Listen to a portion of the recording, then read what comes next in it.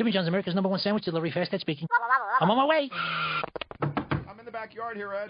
Wow, you are fast. Yes, sir, freaky fast and freaky good, but I gotta say, I've never delivered to a dude in a doghouse. Well, I'm definitely in the doghouse. I thought in the doghouse was just an expression, a figure of speech. Well, the doghouse is a very real place. How long are you condemned to your canine quarters? Too soon to tell, but on the bright side... The doghouse has a bright side. Yeah, the wife can't throw a lamp this far. Oh, I guess she's been working out. Order Jimmy John's sandwich delivery today. Jimmy John's. Freaky fast.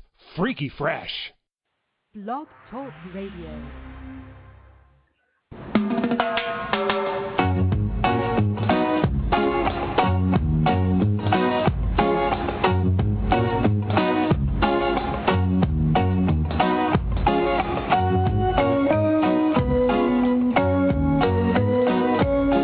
Recording this afternoon. It is my pleasure to introduce Ms. Janice Maxwell. Janice is one of the pioneering Jamaican infopreneurs who's taken information and promoting folks within our community. She is in charge of a weekly television show called the Caribbean TV World. She does a monthly e-zine for the Jamaican Caribbean Club in Chicago, and she also has a monthly radio show, which this is a part of. She has a dynamic website called JamaicanDiaspora.com, and she's going to be doing one of her exemplary interviews this evening. Janice, take it away. Thank you, Chris. We're delighted to have a very special woman on the phone today. Joan Hutchinson is a performer, storyteller, writer, communication consultant, motivational speaker, lecturer, and speech coach. We're not done yet, folks. She's a graduate of the University of West Indies in Jamaica. She has lived and worked in Europe and Asia. Joan has been a presenter at several conferences on Caribbean language and culture in Jamaica, the UK, Canada, and the U.S. On the basis of her work in areas of linguistics and her contribution to the preservation of Jamaican language, she was awarded the status of Language Ambassador by the University of Birmingham in 2005. Hutchinson is also the recipient of the Caribbean Hall of Fame Award for Excellence in the Performing Arts, the Sir Sardia Rampal Award for Cultural Excellence, and the Music Industry for Dub Poetry for her piece on the Reggae Boys in Jamaica and French. As a behavior change communication consultant, she's conceptualized and produced the Getting On With Life campaign for the Ministry of Health, a campaign geared towards the reduction of stigma and discrimination towards persons living with HIV and AIDS. This groundbreaking campaign was the first in history of Jamaica to actually use actual persons living with HIV/AIDS. Proverbs are a part of the mechanism which is most societies interpret their social environment, and there are similarities across cultures. Because they often belong to the oral culture, there are often versions of the same proverbs.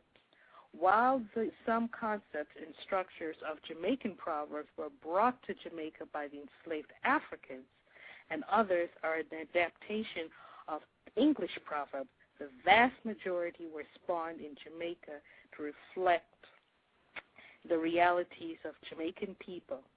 Steeped in Jamaican and Caribbean culture, Joan's performances are about life in Jamaica, and she has used the vehicle of wit and humor to weave stories and poems to make you laugh while forcing you to reflect. All her material are original, and is a mainstay for children in Jamaica performing the annual speech festivals.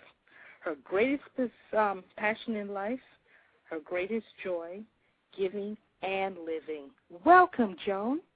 How you doing? You hearty? Boy, I'm more than hearty. I'm full of glad and joy to hear my yardie just blow up on the scene. Huh? Yeah, man. Things are going. Yeah, things are going, yes. How would you describe the state of cultural literacy in the Jamaican community? Well, it's getting stronger day by day. I would say, 20, 25, 30 years ago, there was not a lot in terms of written material, cultural material. But, over the years, more and more people are writing, and we really have to give credit to the Erna Bradbus, the Mervyn Morrises, all the people who are writing. It's very important for us to document the culture so that the next generation can have it. Yeah, because most cultures, even though oral culture is valuable, and we shall never forget that, most cultures seem to get more validated, you would say, when it's written down. Yeah, absolutely, absolutely. We tend to believe everything we see in print, and people will tell you, oh, so-and-so, and you say, how you know that? Because it was in the newspaper, or it was in a book, I saw it in a book. So we tend to validate stuff that's written. Or even the newest one. It's true, I saw it on the internet, it has to be true. Yeah.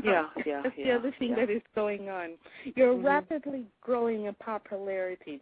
What do you attribute this movement? Well, I think there is a need for the kind of work that I do. We live in an environment where there's division of labor, and so every society has to have its thinkers, its doers, its entertainers. And I think when I look now at the global recession, there is even more of a need for material to make people laugh, because things hard with people, things are rough all around. And so people need a reason to laugh. People need a reason to reflect on their society in a particularly funny kind of way, just so that they can kind of just ease the load for themselves. And then another important thing is the diaspora, the Jamaican diaspora. They have kind of lost contact with Jamaica. They want to be in touch with, old-time Jamaican traditions, old-time Jamaican proverbs, etc. They move abroad, they marry into non-Jamaican communities. Mm-hmm. They want to pass on Jamaican culture to their new families and to teach it to their children. And so my work, therefore, becomes important because people use it a lot in the diaspora to sort of stay connected to Jamaica. Yes, that's very, very true. And then the part where you said that we need a little laughter, because sometimes really that's all you have. The rent is gone, you lose your job, but if you can just laugh just to take away the stress a little. Yeah, man. We're very famous in Jamaica for a thing when we say kin teeth, kiba heart bun. Kin teeth, kiba heart bun. And, it's something sociologists and psychologists don't understand. They come to Jamaica and they go into an inner city community with zinc shacks and they see 20 children living in a little tenement yard and they say, oh, these people must be so unhappy, and the people are happier than me and you. And it's something that they don't understand. They can't grasp, right. Yeah, just making the best of what is going on and just don't bother to worry. Yeah, man. You can't keep a heart bun. You see a man who just lose his job yesterday. His girlfriend leave him, him pick me sick, him car broke down. And him dip on the street corner and the music a play, and him dip on one piece of dancing. You'd believe he's the happiest man in the world. But this is our way. We kin teeth and keep a heart bun. Yeah. And even if you go to some of these churches, the same thing, worries the whole week, and then you go to church and you can just sing and dance, and the cultural expression that some other people, they don't really understand that. Exactly. They're going through some, and you really need the church to kind of, shake off the stress.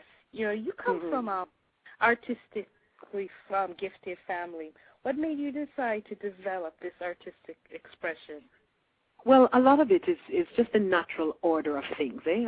Things have a way. God has a way of just ordering your path and ordering your steps. And my mother has been very, very encouraging. My mother is my biggest fan, trust me. And she's been very encouraging in terms of the work I want. But more importantly, you listen to the people. The people want the material. They want the work. Every time I perform outside of Jamaica, for example, and I see how hungry the diaspora is for this kind of material, they want to introduce their children who are born there, their wives and husbands, they want to introduce their friends to this kind of material. You realize, hey, it's almost a mandate, it's a given. I don't have a choice, I have to do it. And I have to use my work to document this society for the next generation. So people think it's just, laugh and give laugh the pea soup and enjoy and fun and comedy. But no, what I consider myself doing is I consider that I'm documenting the society. So when, for example, I write the piece about Usain Bolt and my marriage, after Usain Bolt won the 100 meters at the Olympics, Beijing Olympics, anybody who, it freezes the moment in time. So 20 years down the line, somebody picks up that poem, they'll get a sense of the kind of excitement people felt at the time that Bolt won the 100 meters. So you're just documenting a society, just using wit and humor.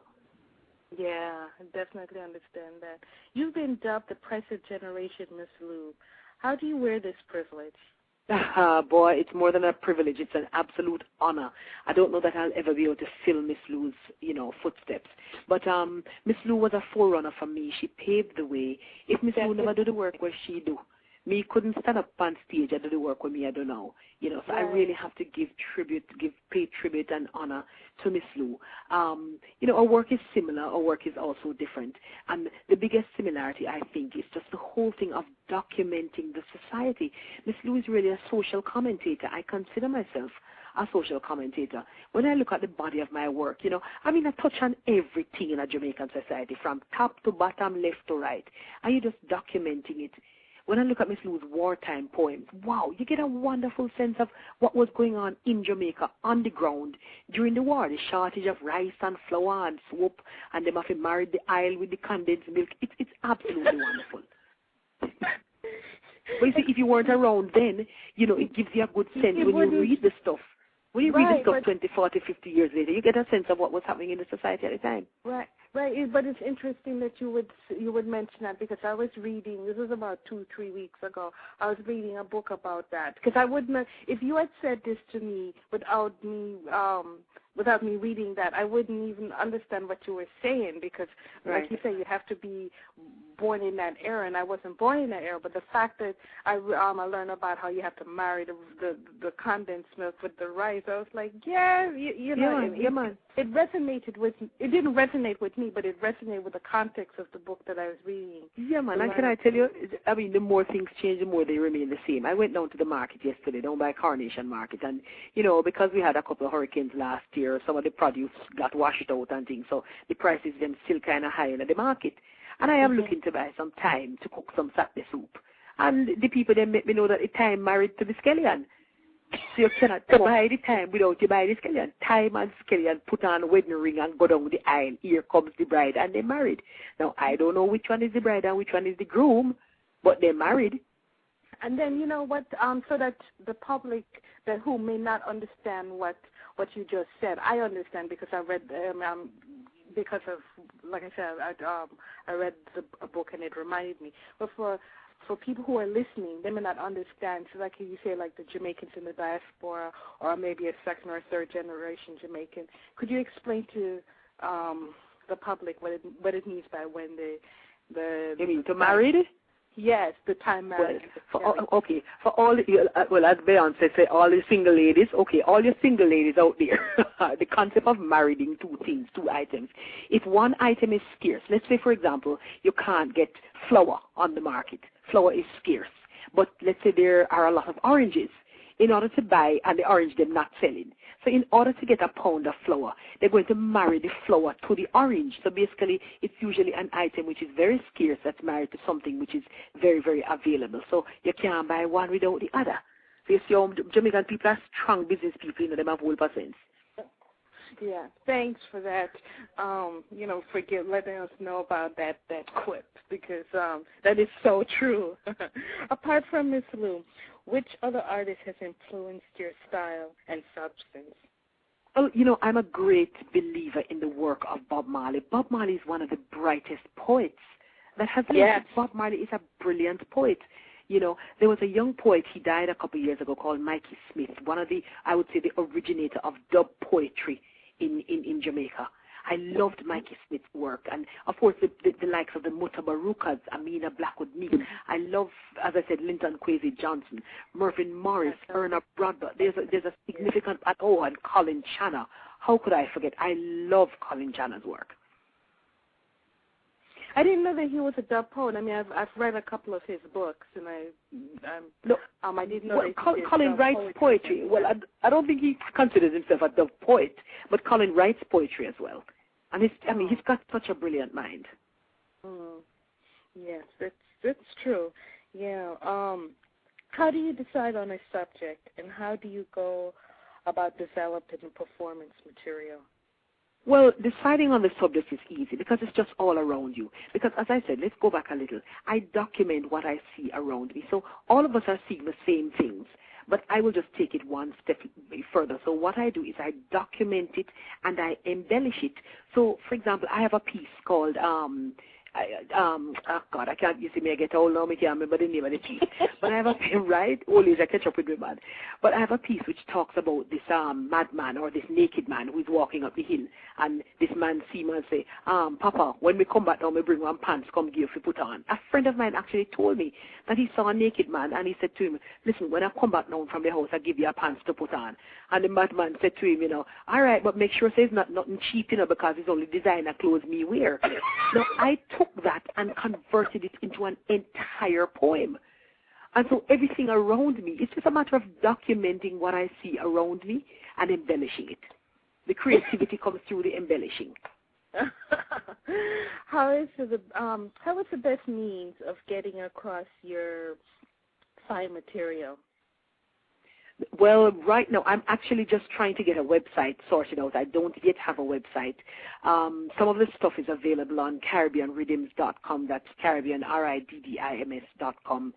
Outside of that, the only thing to do is to email me, bumpyhead, one word, BUMPYHEAD, at CWJamaica.com. That's bumpyhead, BUMPYHEAD, at CWJamaica.com. And I'll get the stuff mailed to you as soon as possible. But the website should be up in a matter of weeks. But outside of that, just use the email for the time being. Or hit me on Facebook. Oh, yes. Yeah, I'm on Facebook, man. Everybody's on Facebook, so hit me up on Facebook. That's how I hit you. That's right. That was a good meeting. Thanks to Chris. What is the most popular work, and what do folks say, and what do they like about it? Well, boy, I don't even know how to say, what people think is the most popular work, because each work that is produced, I find people like the next one more than they like the one before and the next one. So it's like I feel a sense of getting better each time. I think each work is important for a different reason. My last recording, which is the Jamaican Proverbs, Pretty and Proud, I think is a very important work because this is the work that positions Joan Hutchinson as the cultural educator. So it's not just the comedy and gila, pea soup and kiki and kaka and laugh. It's important to educate. So it's the process of what we call edutainment, where you educate and you inform and entertain at the same time. Because if I don't put the proverbs down, edutainment. Edutainment, yeah, man. Edutainment are big things. Big things at Jamaica, And so a lot of the cultural artists, we see our role as edutainment, because if I don't document the proverbs, on a CD or document some of the stuff in the books, how is my 6-year-old child going to know Jamaican proverbs? They don't teach it in schools. People don't have grandmother to go sit down around granny foot to hear a Nancy story and proverb more than so anymore. And so it's important for me it's kind of like a marriage of technology with culture. So I use the CD format and the DVD format to produce the material, the cultural material, so that you can get it where you are, and your child who is born in the diaspora can get it where he or she is, and the person who you marry who is from the diaspora can get it. So that is why it's important to do that kind of work. What can we expect from you in the upcoming years? Oh, books, CDs, DVDs, and more. I'm 45, and I tell people that by the time I reach 50, I don't plan to work anymore. I mean, I'll continue working, meaning writing, But right now, for example, I'm working on 3 books at the same time. I have a couple CDs, half done, and my thing is each year I produce 2 items. One usually in the middle of the year, one at Christmas. So, listen, I'm writing this really exciting book now, and it is really just to celebrate all the wonderful things that poor people in Jamaica used to do to make life work. So in the book I'm talking about things like how your mother used to peel the pineapple and then you slice up the pineapple, give you to eat, and then use the skin to make pineapple juice. Or they used to save I still do that. Yes, man. Yes, man. And you want to hear something? That is how I learned it. I mean, here I am in the diaspora, and I still do that. When I get the pineapple from a store, that is exactly what I do now. Exactly. I mean, and I learned that from my grandmother's sister. So what's that? My great aunt. Yeah. But I tell you this, in Jamaica. until I was a big woman, I never knew so you could use fresh bread to make bread pudding, because all along you grow up seeing your mother put away the little ends of the bread back that's almost getting stale, and you put it away in the fridge, and at the end of 2 weeks or whatever, that is what she used with raisins and milk and everything, and make the most wonderful bread pudding in the world. So I never know so you could have used fresh bread make bread pudding. But it's just the creative ways in which Jamaicans, you buy the shoes for the picnic big and stuff the toe with toilet paper, and then when it starts get tight now, you cut out the toe and the picnic gown of school. They don't do it anymore, but you cut out the toe and the picnic gown of school with the toe hanging out at the front of the shoes. But just, we find such wonderful ways. But even when you look at our food, all the things that the Bakra Master used to refuse, all the things that were refuse for the Bakra Master, look at how our people have turned it into wonderful meals. Chicken foot, cow skin, cow tongue, pig tail, cow, all those things that other people don't eat. We take it and make wonderful meals. I think, and for those of you who don't know what a Bakra Master is for the public, could you explain that to them, please? Bakra Master was basically the slave master. And so during slavery, right, there was a rule during slavery that the slave master, the Bakra Master, had to provide his slaves with salted meat at least once a year. Well, most of them didn't take it to the at least, they just give them once a year. But when Bakra Master is now eating the big part of the pig, the fat and the nice part of the pig, and then give our slave ancestors them the pig foot and the pig tail and the ears and the tongue that him don't want to eat, our people turned it into wonderful meals. Bakra Master would eat the chicken and give our people the chicken foot. We turn around, we make chicken foot soup and chicken foot stew, etc. Bakra Master eat the beef and the sirloin, this and that. Our people take the cow foot and make cow foot, our tail make ox tail. They eat cow ears, cow skin, cow tongue. You don't know the cow teeth, they don't eat. But it just shows that it's just the creativity of our, it's just our creativity, man. But I think it's just creativity of black people, because with African Americans, I don't know if you're familiar, a lot of the things that black Jamaicans had to do as slaves, they ended up having to do those things too. When you talk about the scraps, like in our culture, we will eat tripe. But in African American culture, they'll eat some, it's called chitterlings, which is more or less the same concept, except from chitterlings come from the pig, and we don't do chitterlings in Jamaica. We do the chitterlings, but from the cow. So a lot of tripe. Right. So I think a lot of things that slaves had to do, whether you're slaves in the Americas or slaves in South America or slaves in the Caribbean, you see that we just, as a culture, as a group, because of slavery, you see that we had to become very creative with our music. Just a lot of things that you find. Well, everything. But I mean, if you look further back in history, sociologists, the famous sociologist Max Weber had a theory called the theodicy of the disprivileged, which basically suggests that underprivileged people find creative ways of dealing with their lives. So people who don't underprivileged and have too much money, as Jamaica would say, people who live well, they never create nothing yet. Because they don't need to create nothing, because, out of evil cometh forth good. Necessity is the mother of invention. So if you have it all along, you don't need to create nothing. You're absolutely right. And I think that's probably why you see blacks, I wouldn't say blacks in the diaspora, I'm just using it as a generic term for all blacks, black Jamaicans or black Americans or black Hispanics. We tend to create and set the trends, because hip-hop, jazz, which is an African-American creation, blues, an African-American creation. We create those things, and let's just use Jamaican reggae or ska or those things. We created them because we didn't have anything, and we do, and because we created it, it has that unique sound, and it has much more soulfulness in it. I think a lot of human heart went into it. Yeah, and when you think of where reggae comes from, when you think of where, we think of what happened in Harlem, etc., I mean, as Weber's theodicy says, people who are disprivileged have to find ways of dealing with it.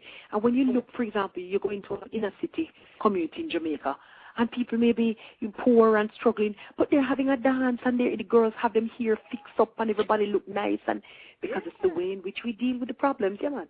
We sing and we dance. When I, in 1988, after Hurricane Gilbert in 1988, Gilbert had, really done a number on Jamaica. It's doing bad. But within about 4 or 5 days, there were 38 songs about Gilbert. The most famous, of course, being Loving Dear's Wild Gilbert. And I remember Loving Dear's Wild Gilbert. Water come in my room. Me sweep out some with the broom. The little dog laugh to see such fun.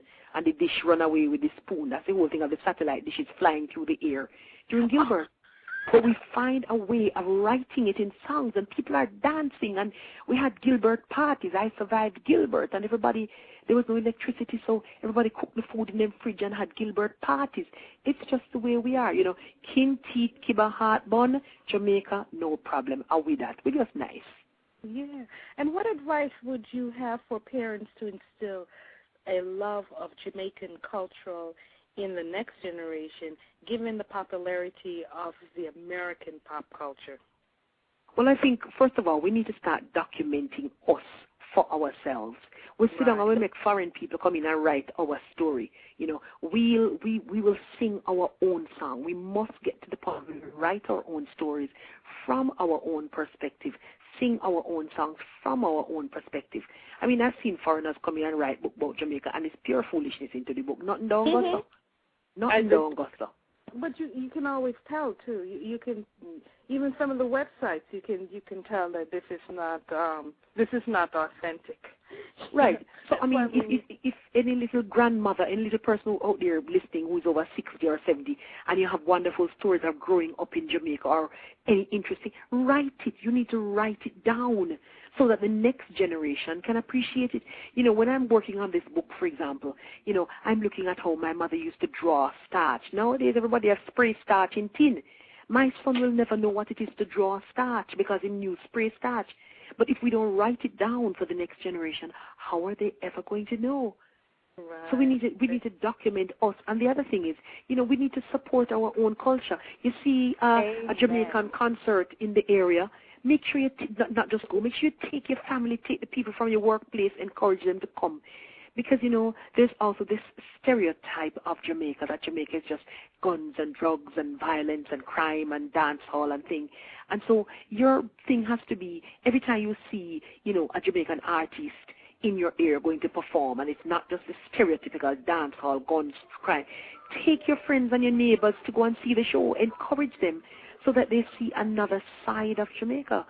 Because yeah, go ahead. I was saying that is true, because if you do not write your own story, they will other people who do not have your interests at heart will promote stereotypes.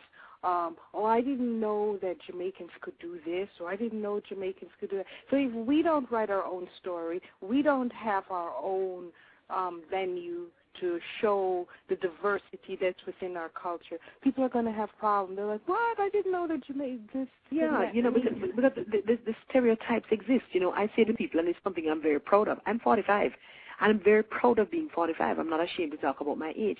But at 45, I have never, ever consumed alcohol in my life. I don't know what it is to drink a glass of wine or a beer or a sherry.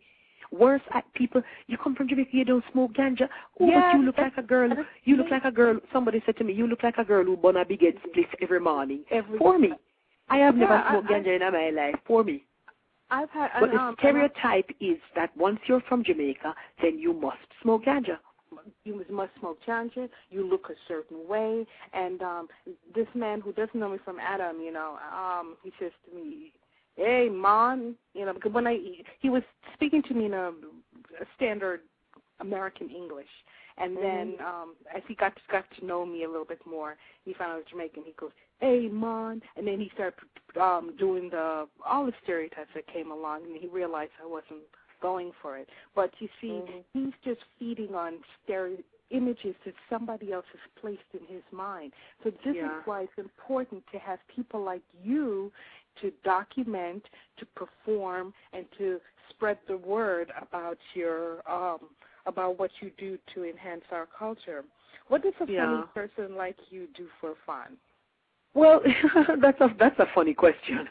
The funny person side of me is Joan Hutchinson on stage. When Joan Hutchinson is off stage, she's really a very conservative, normal human being. This evening I cooked callaloo and saltfish for my son for Sunday dinner because that's what he wanted. He wasn't going to have rice and peas and beef, and he wanted callaloo and saltfish. And I'm a very, very down-to-earth, very normal person. What do I do for fun? I spend time with my child. I mean, he is the greatest fun in my life. He's 6 years old, and I like to go out with him and with his friends, For my birthday this year, for example, I plan to just go on the North Coast with about 6 kids. That's going to be my birthday, So I love hanging out with kids, man. They're just full of energy and life, and they teach you about life. Yeah, that's true. You can't. Nothing more beautiful than a small child's eyes. And I love when Let me just say, one of the things that is wonderful for me is when men cook for me. People don't understand. I love it when a man cooks for me. I mean, I have a very, very special friend in Florida, and trust me, I mean, when I go and he cooks, oh man, big things are gone. Those are the simple things that make me happy, And I don't want steak and lobster and swims, as we say in Jamaica, swims. No. Give me some chicken foot soup. Give me some callaloo and some saltfish. I love yard food. Yeah, man. That's me. I'm a simple girl, and I live life and I love life. I'm very, very happy right now. That's wonderful. Joan's books, let me tell you, it's a compilation of witty Jamaican language poems and dramatic monologues. Our other book, In My Heart, is a Jamaican-style love poems. Her CDs, Jamaican Proverbs, Pretty and Proud, and Nancy and Auntie Joan, Wild About Jamaica, Jamaica Rhythm and Rhyme, and Hampers of Jamaican Proverbs. And just one more time so the audience can find out how to get a hold of these really special material. Right. Well, as I said, the website should be up and running in a matter of weeks, but until such time, Bumpyhead, BUMPYHEAD, Bumpyhead at cwjamaica.com. That's the email address, bumpyhead at cwjamaica.com. Wherever you are, we'll get the books to you on the CD. Oh, Joan, we appreciate you spending some quality time with us, and we'll talk to you soon. Thank you. Yeah, man. Big up. Fire there must steal, him think a cool breeze. Sometimes we are about to get ourselves in some serious trouble, and we are the only one we can't see say we are walk straight in it or a quoting it big time. And Lord, we happy, we excited, we over the blue mountain with excitement. We think that all these things that happening to we is so wonderful, and we just a galang. But they say chicken marry heart than here. We don't realize that we are set up ourselves with some big mix up, some big heartache, some big trouble. Because why?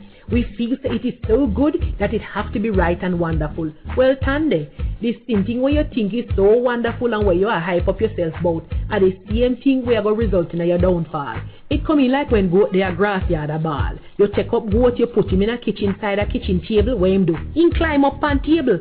We sometimes don't know danger and we just hug it up when we see it. Fire there must steal, him think a cool breeze. Jamaican proverbs, we have to use them. Lord, them make the language. Please catch fire. Like your neighbor or your co-worker, so you kin teeth and rejoice when little misfortune reach them. Your neighbor feisty with you, so when she wake up one morning and then thief off the 4 new tire off her brand new car and left it on one block, you are kiki and I say, serve her right. If she never saw rank and feisty, them things that wouldn't happen to her, that she forget. All when the other neighbors them are sorry for her, you are going like say you're sorry, but all hypocrite that you is, in your heart you laugh and say, brute. And make it worse, she did just lose her little work, so she don't have no source of income. So you continue to laugh. Remember now, you no live on the same road. 1 week later, the same boy them from the lane where thief off our 4-car tire, then come to your one. You wake up the morning and there was no tire, no door, no bonnet, no windshield, in fact, no car. You're totally confused and you turn up and look on the empty spot where your car did park last night, and you wonder if you're still a dream. Then you start to cry and you cuss the wicked boy them on the lane, and you say how crime in the country bad. Ooh, when them did thief your neighbor car tire last week, and no bad the boy them did bad, don't? She did deserve it because she wicked and she evil, don't? Well, see there? Dry stump a key and peace, nothing laugh when key and peace catch fire. Jamaican proverbs, we have to use them. Lord, them make sweet.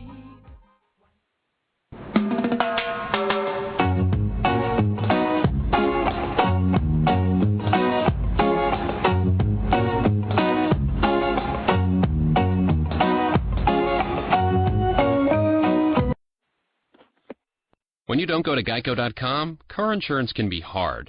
Like early 90s heavy metal hard. I'm yelling and screaming, and I'm loud.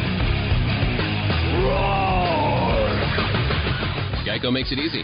You can review and update your policy or report a claim on Geico.com or the Geico mobile app. Because shouldn't we all have a little less stress in our lives? I'm not even upset about anything. Jimmy John's, America's #1 sandwich delivery, fast Ed speaking. I'm on my way. I'm in the backyard here, Ed. Wow, you are fast. Yes, sir, freaky fast and freaky good, but I gotta say, I've never delivered to a dude in a doghouse. Well, I'm definitely in the doghouse. I thought in the doghouse was just an expression, a figure of speech. Well, the doghouse is a very real place. How long are you condemned to your canine quarters? Too soon to tell, but on the bright side... The doghouse has a bright side. Yeah, the wife can't throw a lamp this far. Oh, I guess she's been working out. Order Jimmy John's sandwich delivery today. Jimmy John's. Freaky fast. Freaky fresh.